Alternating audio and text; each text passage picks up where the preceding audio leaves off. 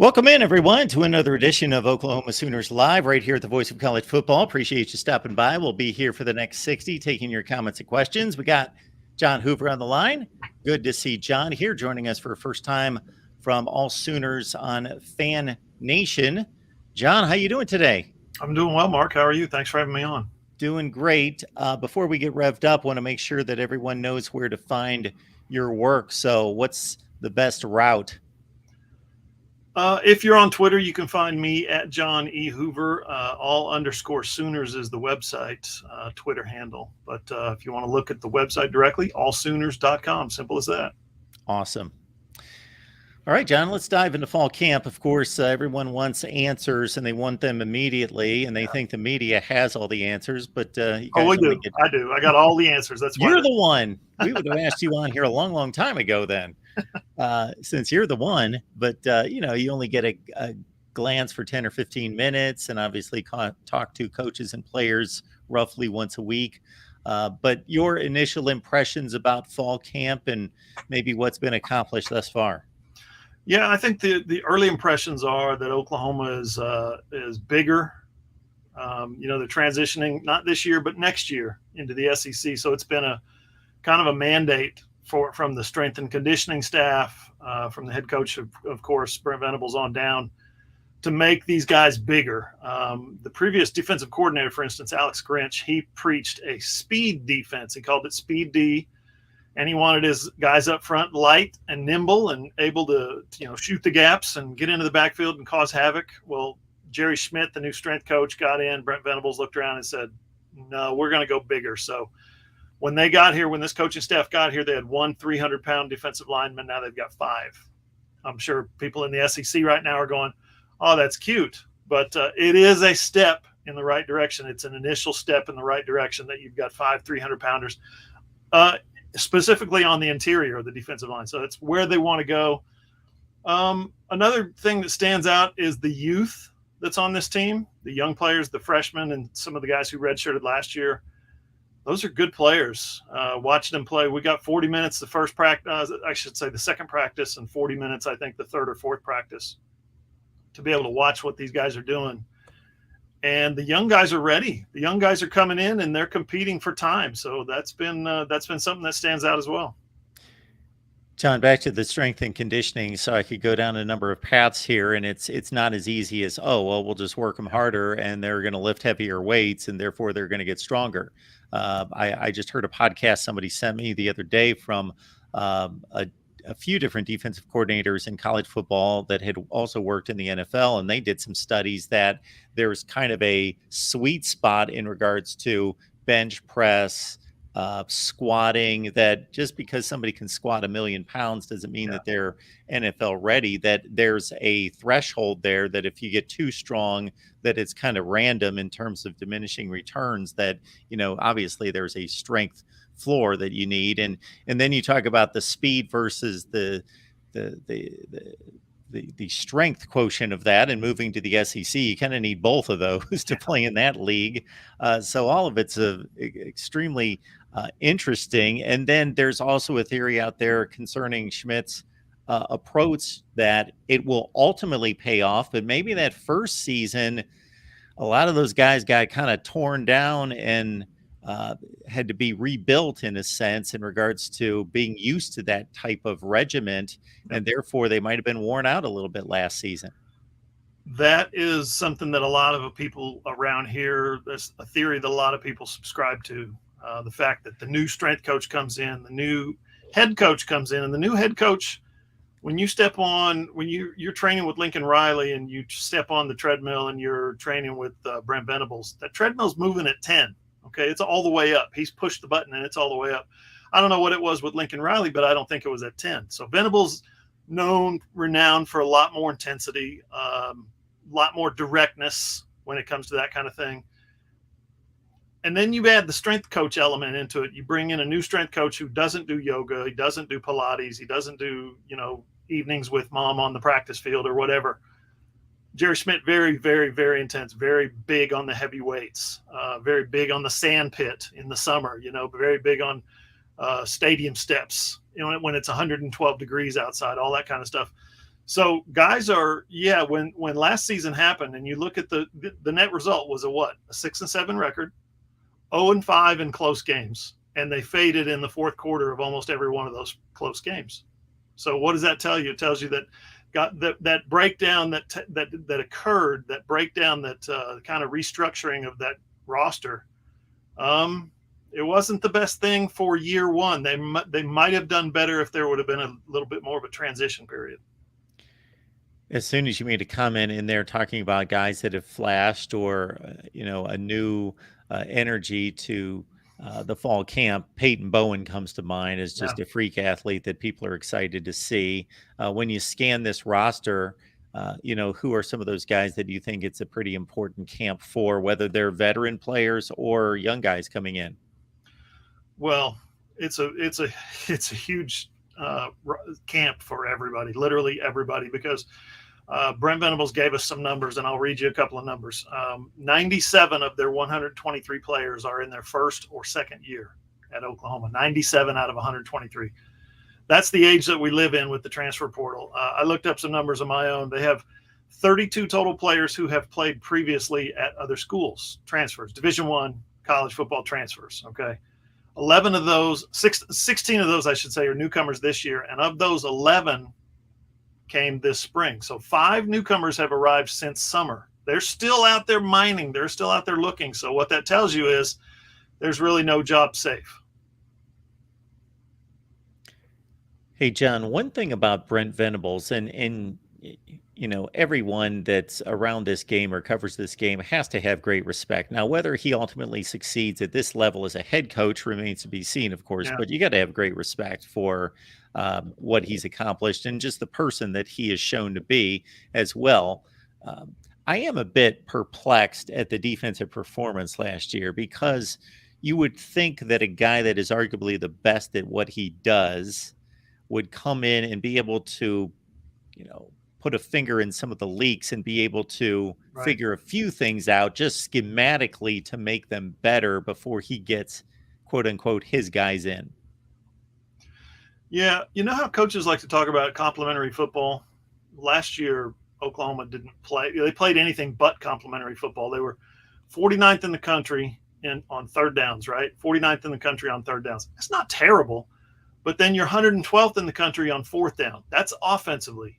Defensively, it's kind of flip-flopped. 87th in the nation on defensive third downs and 61st on offensive third downs. What that tells you is guys are not being able to get off the field. Defense is not getting late stops to get the ball back to the offense, or the offense is going 3 and out when they need to generate first downs to keep the drives alive. That's a lot of what happened last year. And if you look at there were some big numbers offensively, but there were some extremely high highs and extremely low lows by the offense, by Jeff Levy's offense, by Dillon, Gabriel, by those wide receivers, a lot of whom have left now.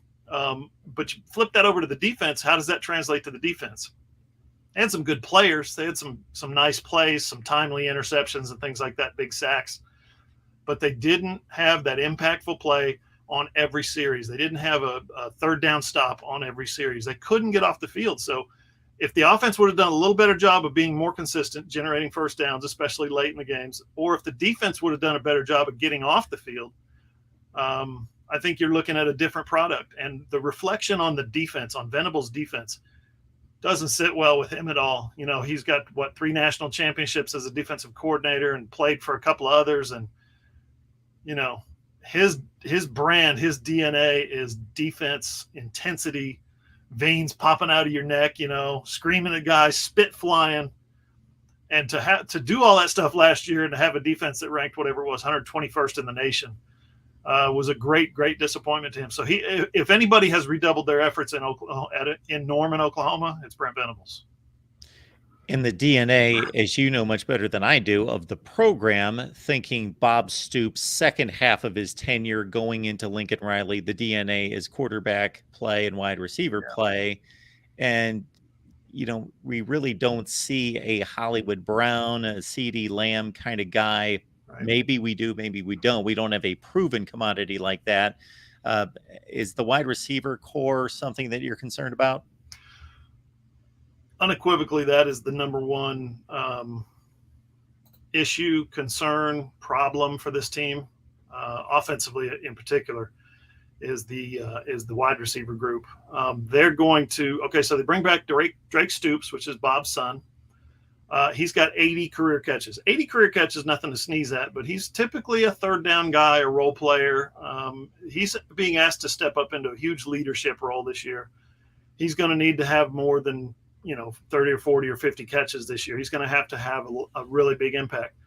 Another guy who played a little bit as a freshman, but he was hurt mostly, and then came out and delivered, I think, 39 catches last year as a sophomore, Jalil Farouk. Maryland guy, East Coast guy, comes in to a new kind of DNA, a new kind of culture and program. Jalil Farouk can be that guy. He takes a lot of jet sweeps and ends arounds and did some wildcat stuff last year. If he can be that guy, and by that guy I mean 75, 80 catches, right? Be the alpha, then everything probably starts to fall into place. But if those two guys don't take over that singular leadership role, you're going to have to turn it over to guys out of the transfer portal, like Brennan Thompson, the speedster out of Texas, played 1 year at Texas, caught one pass last year. Andrell Anthony, another speedster out of Michigan, played 2 years at Michigan, had some really good plays at Michigan, but doesn't have that line of productivity. Jaquez Petaway is a speedster, freshman, just an absolute game breaker.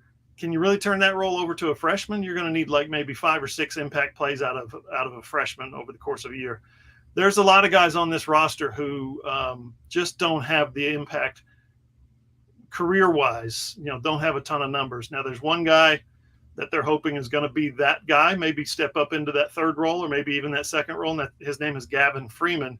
He was a walk-on last year, true freshman from Oklahoma City, nearby guy. He's a legacy player, right? His dad was a tight end for Howard Schnellenberger's teams, right? So he's a guy that you don't expect much out of, but when they put him out there on the football field, he's out there making plays. So there's 6, 7, 8, 9 guys who could catch anywhere from 10 to 60 passes for Oklahoma this year.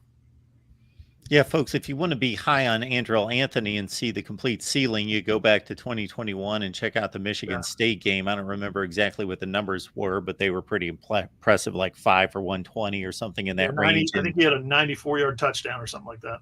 Yeah, they might have even been higher than what I just quoted. But other than that, he kind of disappeared in the Michigan offense right after that, surprisingly, because that was their biggest win of that season to get to a college football playoff. Well, before Ohio State to get to a college football playoff, and then did not really factor in this past year.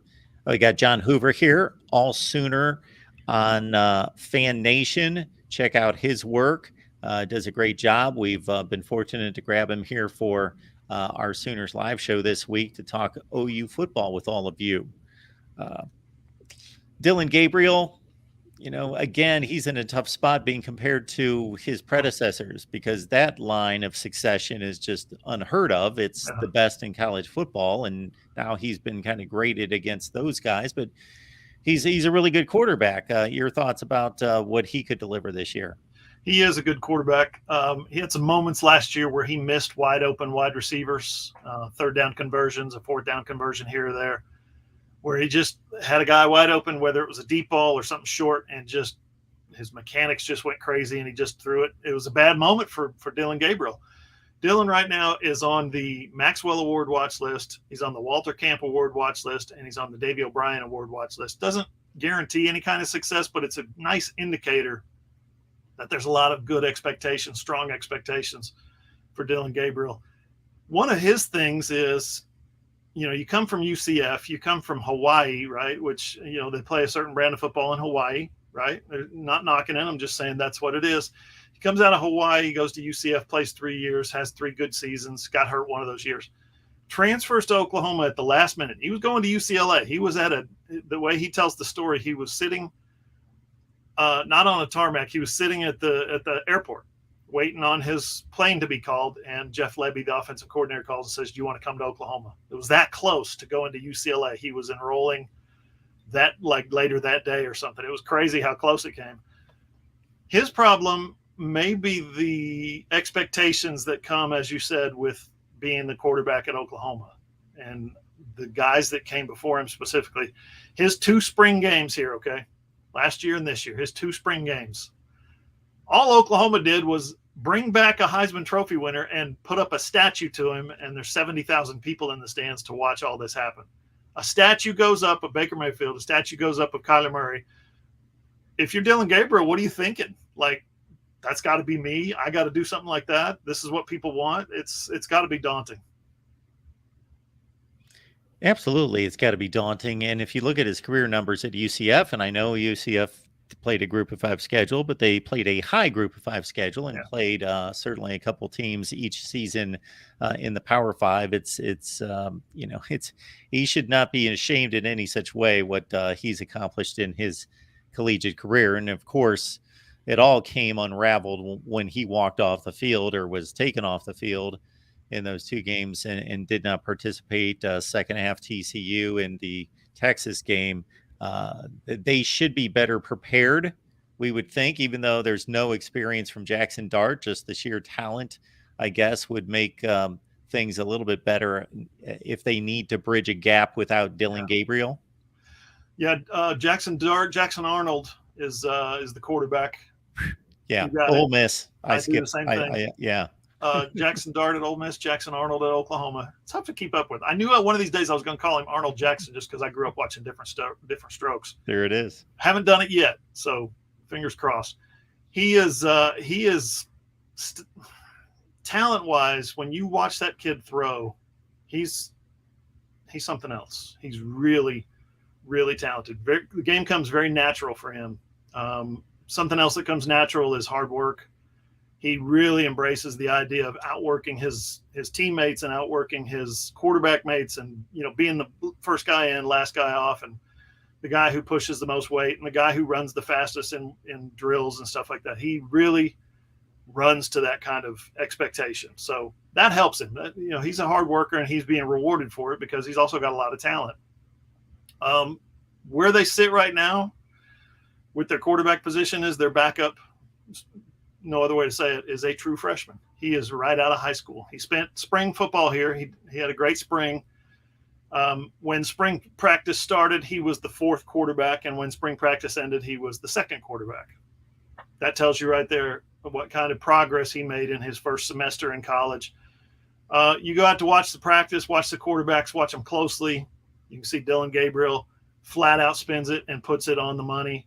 You can see Jackson Arnold flat out spins it, puts it on the money. The other guys may not have the same kind of nuanced touch for a shorter throw than they might for a longer throw. Some of the guys' deep accuracy struggle a little bit with that element of the passing game. So you can tell when you watch them. You got a starter, you got a backup, and then you got 2 other guys over here who are kind of hoping to get some snaps somewhere. Hey, John, what we saw in the bowl game, certainly Bowles and Bode, we're going to go with bodes well for the future from what we saw in the bowl game with Gavin Sawchuk and with Javonte Barnes. Once they, of course, Sawchuk didn't see much time until late, and then Barnes had a nice season. They both put up 100-yard games against a pretty good Florida State defense. So this could be really devastating for Big 12 defenses to have to face that 1-2 punch. Yeah, those guys are really good. I've been impressed by their freshman year. They were freshmen last year. Sawchuk was banged up a little bit, didn't get as many snaps, got his first real action in the bowl game. And what did he do? He ran for over 100 yards. He's got elite speed. Javonte Barnes, more of a slasher, more of a banger. I don't know if he's like an otherworldly talent yet. He's still a young guy, and we haven't seen a ton of his work yet, his body of work. But he's a guy I think that you can rely on to get tough yards, goal line yards, that kind of thing. And then they've got a third guy who's a 5th-year senior who has had some unbelievable moments in the Alamo Bowl or the Cotton Bowl against Florida and the Alamo Bowl against Oregon. He's had some really good moments when he's healthy, when he's eligible. That's Marcus Major, 5th-year senior out of Oklahoma City. He's a guy that's he's kind of their thunder to the other guys' lightning. And then they're bringing in a couple of freshmen who they really, Caleb Hicks and Dalen Smothers, who they really believe, the coaches really believe these guys are ready right now for Division I football carries. So right now they've got kind of a five-headed backfield, spearheaded, of course, by those two guys who were freshmen last year going for 100 yards against Florida State.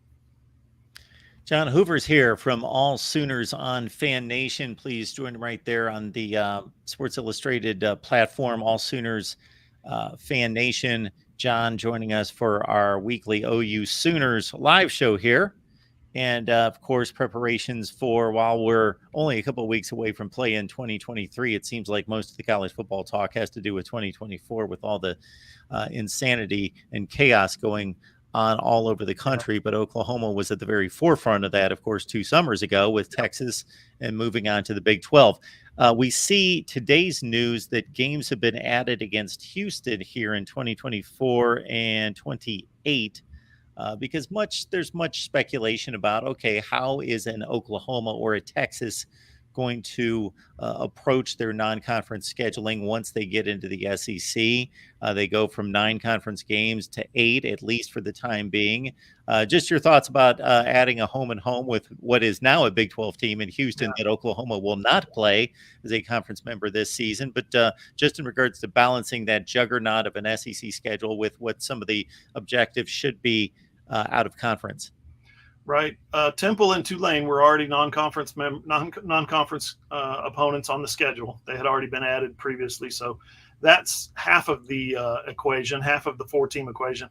Oklahoma wasn't, when they made those guys on the schedule, they didn't have the SEC thing lined up yet. So, and of course the SEC didn't know if they were going to have 9 conference games or 8 conference games. So Oklahoma's been in a bit of a holding pattern. Do we need 3 opponents for 2024, or do we need to go out and get a 4th? And so they got a 4th. They landed Houston. They got a home and home, and it's a situation where the last time they played, Jalen Hurts had something like 300 and he had 300 something yards passing and 170 yards rushing and like 5 total touchdowns. It was a blowout for the Sooners, of course, 2019.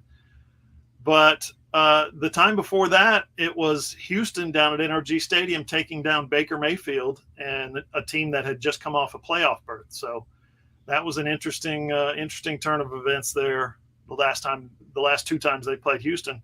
The other opponent is Maine. They're going 1AA, Maine Black Bears. I say 1AA, FCS, of course. But yeah, I mean, when was the last time they played Maine? How about never? So that's kind of cool. Yeah, I'm guessing they're not taking a road trip to Maine, however.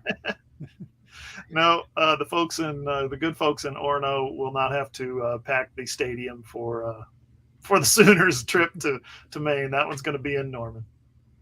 So, John, what do you think the objective should be in non-conference scheduling? Because you got the 12-team playoff. That's a different factor than what it's been for the last 9 years with 4 teams. And then you've got the gauntlet of an SEC schedule. And some people would think, hey, an SEC schedule is going to get you to the playoff if you've got a good enough record. Why schedule anyone? Or, are there matchups that could certainly, profit this program to continue to pursue? And then, of course, there's the series against Oklahoma State, Bedlam dying, and that's out there as well. Yeah. Okay. So my personal preference would be 9 conference games and 3 non-conference. That's easy enough. It's a great schedule for the SEC. They need to really do that. If you're listening in SEC land out there, you guys go ahead, Greg Sankey, and make that decision. That's my preference. So what does that mean for Oklahoma? If you've got 9 SEC games, Joe Castiglione, the athletic director, and his staff have always, as well as Bob Stoops and Lincoln Riley, adhered to this as well. They've always adhered to that let's go out and get one non-conference opponent that everybody wants to see us play, whether that's Alabama or Michigan's on the schedule coming up, Washington or Oregon or Miami or whoever it is, Tennessee, Ohio State. They've always had that one non-conference opponent. Well, that was when they were playing a Big 12 schedule, right? So maybe they kind of back away from that now that they're playing, that they would be in the future, 2025 and beyond, playing 9 SEC games. I don't know. I think Joe Castiglione would prefer to continue to play that one game, but maybe he asked Brent Venables, and Brent Venables says, "Are you crazy? 9 SEC games is not enough. Or you want us to play Michigan or an Ohio State as well?" Yeah, that's pretty daunting. No question about that. And we'll see how the playoff committee actually weighs that Yeah, in regards to records, because the way they've judged the Power Fives to date, you can just draw a line to they select the best records, and when there's a tie among the best records, they go SEC, then they favor the Big Ten. It's pretty obvious. That's yeah, the way it's gone. There's no aberration from that formula when you really boil it down.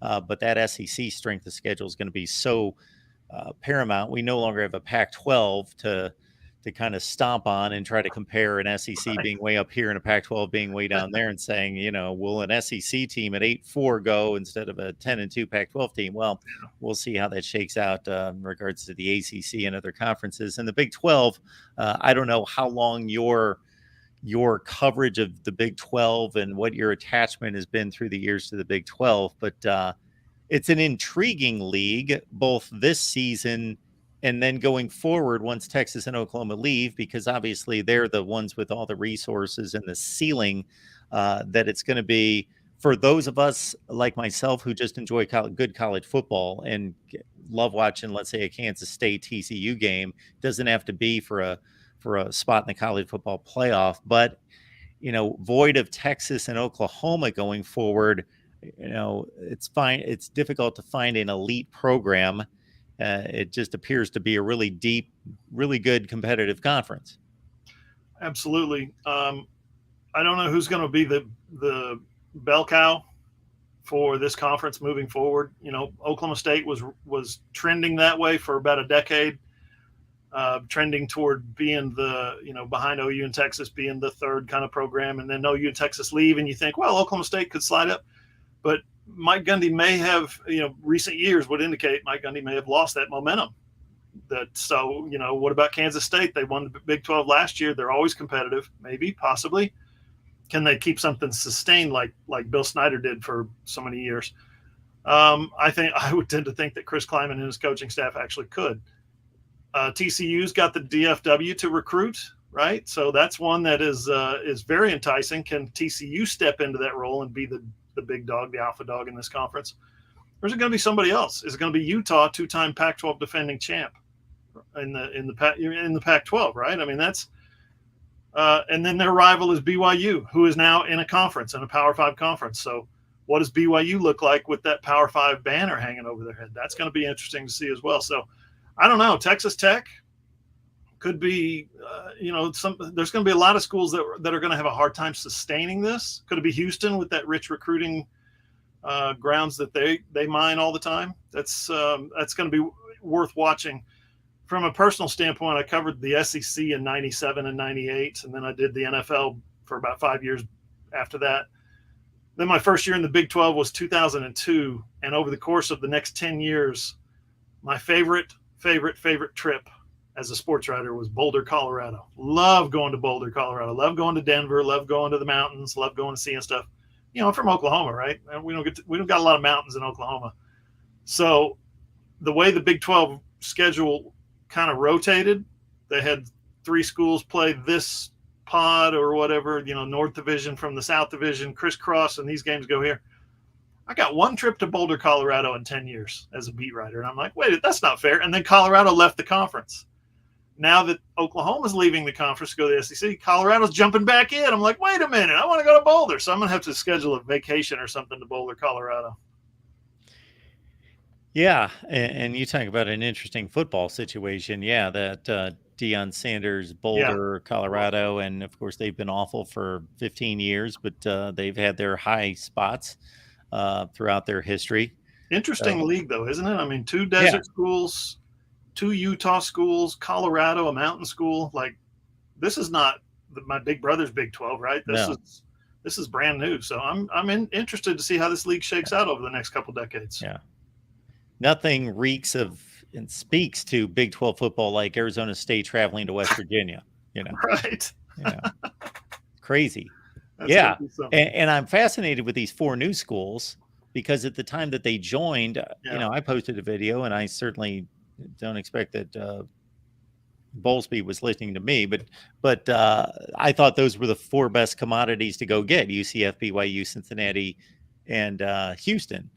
And, they obviously, it was a brilliant move. They stabilized the league, and look at where they are right now versus where the Pac 12 is and isn't right now. And it's completely flipped. It could have went the other way, but they fortified the league. And just to try to weigh those four programs and figure out, okay, they all have their reasons for anyone to believe that they would be the one that would be the best of the four. But I think it's extremely equal. And if anything, I kind of side UCF as having some interesting advantages, being in Orlando, Florida recruiting, so forth, and the huge alumni base there with UCF. I'm convinced that Bob Bowlesby did listen to my radio show, because in 2016, when they were trying to expand and they were interviewing candidates by video phone, which no one had ever heard of before, right? Video conferencing. You can't go look at a school through video conferencing. What kind of idiot does that? Then COVID showed us, no, you can do anything by video conferencing. They did that by video conferencing. And I said at the time, they need Cincinnati, they need BYU, they need Houston, and they need UCF. And everybody around here was like, those guys, come on. We don't invite group of 5 schools to this conference. Hoover, you're crazy. Then last year, when Oklahoma and Texas went to the SEC, and they go out and they get, the Big 12 starts looking for more expansion candidates. The first thing I said was they need to lock down those Arizona schools and see if you can get Colorado to come back and see if you can get Utah to join in. 8 for 8. I'm like, wait a minute, maybe Bob Bowlesby does actually listen to my radio show.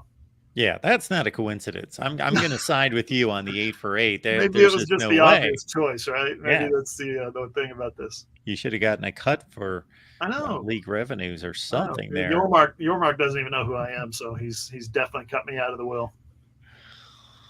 Well, he's made some nice moves, and now I don't necessarily know that it's a bad move to think, okay, we have been the best basketball conference in America. We can kind of really hammer that home with the likes of Arizona, and possibly we go get Gonzaga or UConn or somebody in the future, and then we can be really good. We've kind of attacked the football issue by just sheer volume, just grabbing territory and just numbers. And then Greg Sankey with the flamethrower comment this week. We don't need to have a team in the West Coast, or we don't need to be in 4 time zones to have an impact on the West Coast. Ooh. Very impressive commentary there by the Southeastern Conference Commissioner. Yeah, and he can make it. He's got a lot there to back that statement up. I don't know if we would check out college football ratings on a Saturday afternoon and Saturday night in Los Angeles. It might hold up the statement that he made for sure. Yeah, Lone Wolf and some others were just kind of throwing out different future Big 12 matchups that I haven't really contemplated, but like Utah, Kansas State, that sounds like a really good football game to me. That's interesting. Absolutely. Yeah. That's the positive here. If you're in my camp on this one, John, I don't like what's happening. I think it's tearing at the fabric of the sport and what we grew up with. People in the South talk differently than people in the Midwest, and they listen to different music and different food and everything. And that was fun, because when the Big Ten and the SEC get together, it's a clash. And the same thing with all of the different conferences, and that regionality of it. That's how the sport grew up, and that's how it gained where the flavor is. Now it's just becoming kind of a low grade NFL. Yeah. But the matchups, I got to admit, to think about some of these matchups that we never see and probably will never see, the way these teams schedule out of conference and only will play one good team outside of the conference. So it takes a million years to cycle through everyone. And, to think like Michigan and LSU have never played, that's kind of crazy to me to think. Been playing football for 100 years, and 2 of the best football schools have never played. So to think about some of these matchups and the locations and the sites, that is intriguing. I couldn't agree more with just about all your takes, including the one that I think college football has, over the course of the last 3 decades mostly, but since 1992 when the SEC expanded and started shuffling everything, college football has sold its soul, whether it's a conference championship game or more bowl games, Bowl games have become ubiquitous. We love bowl games. Do we really love bad bowl games? I could take them or leave them, but then the playoff, BCS, Bill Hancock, who's from Oklahoma, talked to him many, many times. I consider him a friend. One of the things he told me early on in the BCS situation was we're not going to bracket creep this thing where the bracket just gets bigger and bigger and bigger. That's the thing we would be afraid of if we ever went to a playoff. Well, they went to a playoff, and he told me bracket creep is okay. And that's just, when TV networks start floating those dollars out there in the amounts that they have, bracket creep suddenly becomes okay. And now you've got to, not that there's anything that anybody's going to hate about it, but it has evolved to the point where you have a 12-team playoff, and now you're trying to figure out, wait a minute, who's going to be in this 12-team playoff? Yeah, absolutely. Yeah, and just the thought of these teams running into each other 2 and 3 times a year now. Yeah. I think the best example of that, or what projects to be the best example, is Ohio State, Michigan, which is obviously a titanic clash. That's arguably the best rivalry in the game, and certainly has drawn the most eyeballs. And to think that they might play the next week and then maybe play 3 weeks later in a college football playoff game, too much of a good thing in my book. I think you're right about that. All right, great stuff. John Hoover's here. And a lot of people are happy about that, John. We've gotten a lot of good comments here in the comment section about you stopping by, and people Awesome. are glad to see you here talking some OU football with us. Always appreciate the opportunity to talk OU football. It's been a pleasure to cover this team since 2004. Adrian Peterson's freshman year was my first year. He was pretty good. He was not bad. Yeah, all day. Absolutely. So everyone in the chat, I think you're aware. It seems like you are, but just in case you're not, it's all Sooners on Fan Nation. You see John's Twitter handle right there. You can tell from the conversation. This is the first one I've had a pleasure of having with John, that he knows his stuff, and it's a fun conversation. John, we appreciate you stopping by. Appreciate you being here. It's been a great conversation, and you are welcome back anytime. Awesome. I appreciate that, Mark. Have me back whenever you want, whenever you need something from OU, be happy to step in. Awesome. Thanks so much, John. Have a great day.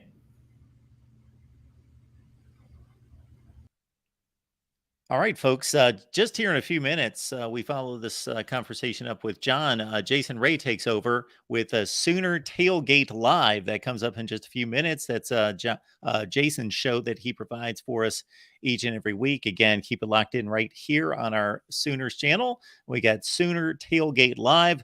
I got to think Jason's going to talk about, let's see, we got Caden Durham, the LSU running back who could have swung Oklahoma's way, has committed to LSU, all the recruiting talk, targets, and such. And of course, we are just about 3 weeks away from football and the date against, I believe, Arkansas State's #1. Then it's SMU, and it's also a date at Tulsa for OU in the non-conference season. So again, keep it locked in right here. Just stay right here for the next 5 minutes, and Jason will be coming your way with Sooner Tailgate Live. Otherwise, keep those notifications turned on, because we don't know when we'll be live next week with OU Sooners Live, because we're in a bit of a transition phase with guests and trying to find contributors here. So again, just stay subscribed, hit that bell for the notifications to know when we go live, and we'll be back here next week with OU Sooners Live. In the meantime, Sooner Tailgate Live is coming up in just a few minutes.